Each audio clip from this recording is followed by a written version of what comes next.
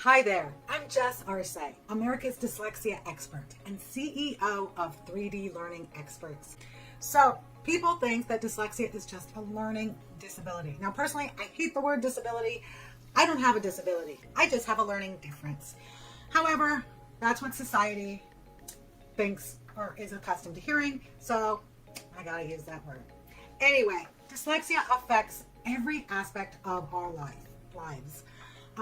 From directional issues, like my son, when he was younger, I had to draw him a map because he would get lost every time he'd leave our house. He's 21 years old now and he still doesn't want to drive because he's nervous about getting lost and being able to juggle the GPS and driving.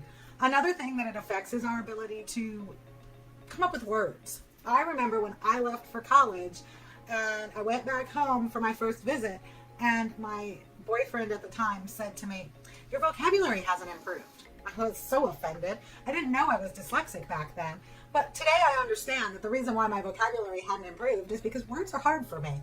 A lot of times I can't think of the words I want to say.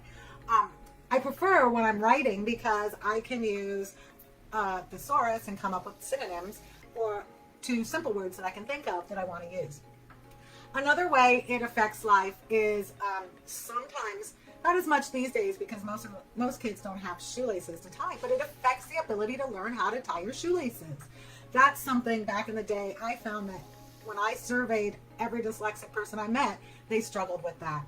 If you don't know this yet, I'm going to tell you, everyone with dyslexia has a different sign or characteristic that we might struggle with. So my family of 7, including my mother, 6 of us have dyslexia, and we all have different struggles and challenges, although sometimes they link up. So those are just a few of the things that are not academic that we struggle with because of our dyslexia. If you're dyslexic, share below what kind of struggles you experience, and it helps other people understand that we're not alone in this journey.